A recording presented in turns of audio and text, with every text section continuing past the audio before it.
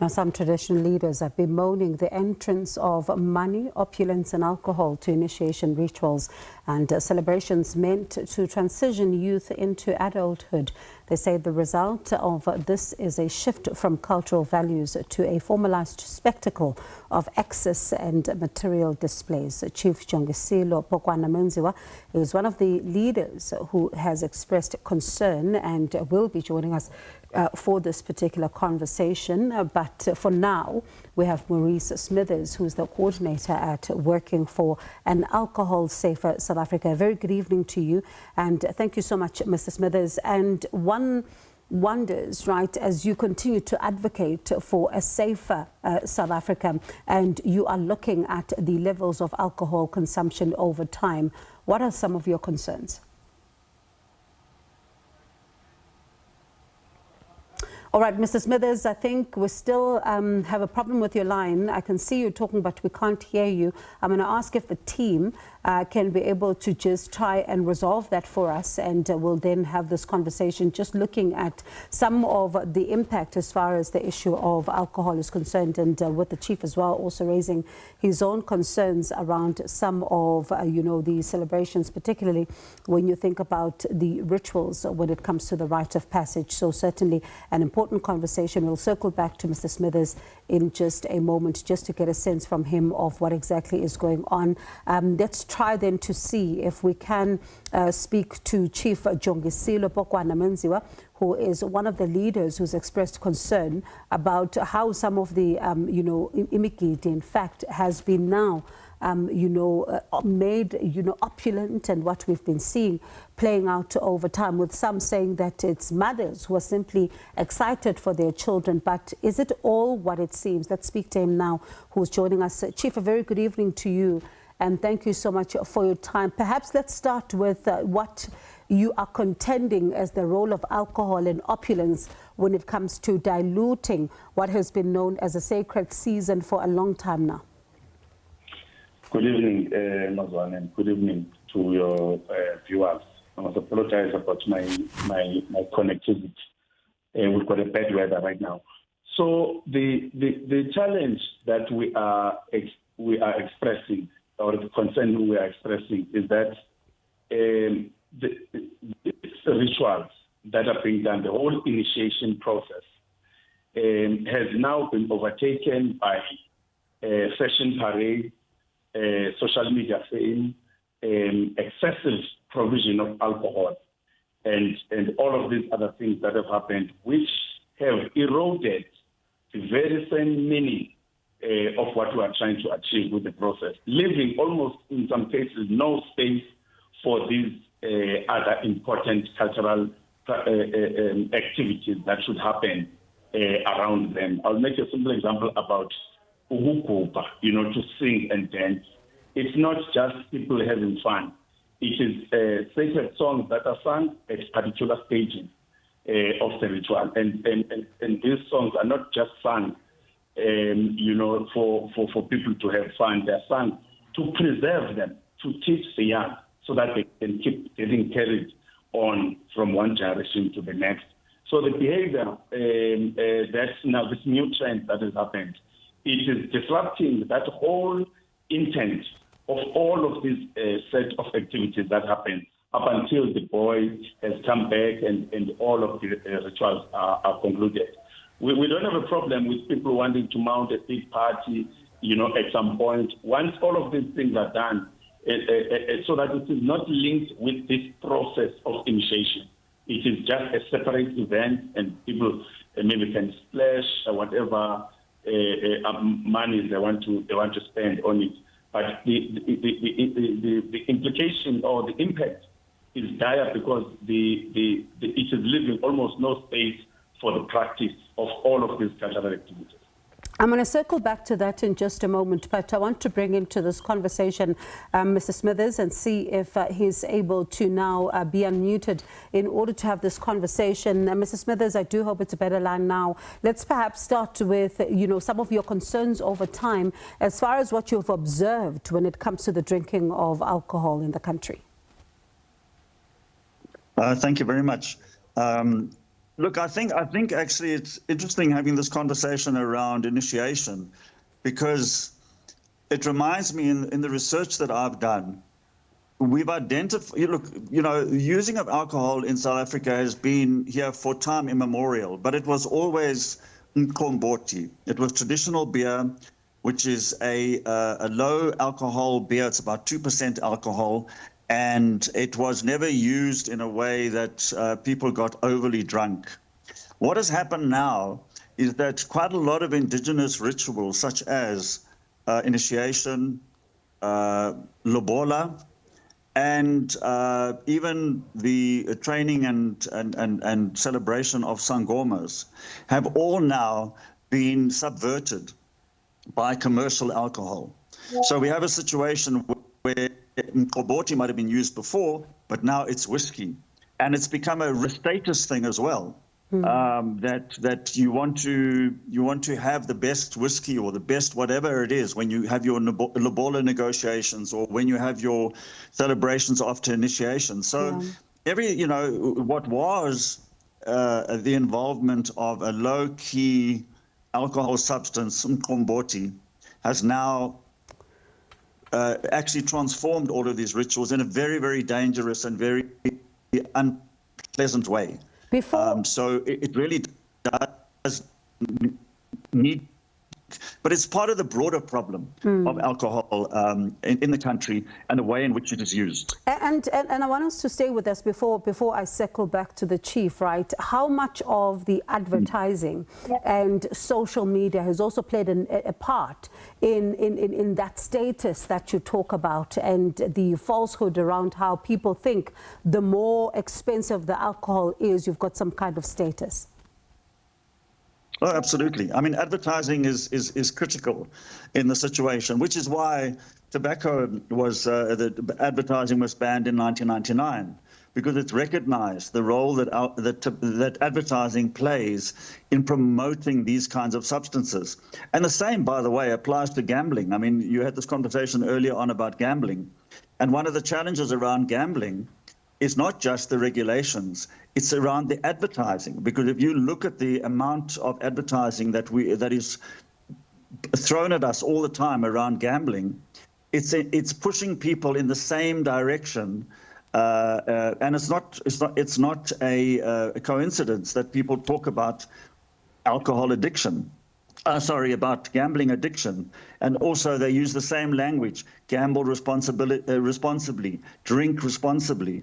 So advertising plays an incredibly damaging role. And one of the key suggestions by the World Health Organization is that actually advertising should be limited or actually banned completely in the way in which tobacco advertising is banned. Chief, when I bring you back into this conversation, right, because we're seeing on social media the opulence, the bottles of expensive alcohol also being bandied about. One thing comes to mind is, what does it do to young people whose parents cannot afford this kind of opulence when they're coming back from the mountain? You know, Mazwana, it has an impact on both sides. Even those whose parents can afford and who are parading all of this. Imagine if you are 12, 14 years and you are watching your mother and her group of 10 friends, and they are gyrating around, drinking from an expensive bottle, directly from the bottle, and passing it around in public in a celebratory sort of like activity. So it says to you that it is perfectly fine for you as a young lady to aspire to behave like that. But also on the other side, some of the people who have commented actually on this article is that they say that they are thankful that this debate is coming about, because they are worried, some of them are worried, how are they going to conduct the initiation processes around expenses and all of that for their own children who are going next year and the year after next, because it would seem now that it is becoming about who is going to provide the most expensive alcohol, and lots of it, by the way. One of the men who called me today says, in one of them that we went to last week or so, some alcohol was provided, and the man he was sitting with a big group of men. They didn't start drinking until after some time, and then these expensive brands were brought out, and then now they start to say, okay, now there's alcohol. So it is clear that even the decision that people are going to take about coming to embrace your event, it is going to be based at some point, or maybe currently is, to be based on whether you will be able to afford some of these expensive brands that they need to do. The most dangerous thing, one of the most dangerous aspects of this is this social media thing. So if somebody is coming to your event or cultural event in Kiki or something like that, it's about being seen with certain people who are noteworthy and consuming certain brands of alcohol, so that when they take pictures, they can post pictures that will elevate their profile in the public. Now, all these things are contributing to the erosion of this cultural practice. So when you look at it, Chief, and I want to stay in the Eastern Cape because we saw a video just a few days ago of children drinking alcohol in front of parents, and it seemed that for them they were unperturbed by what was going on. How have you reacted to that video, if you've seen it?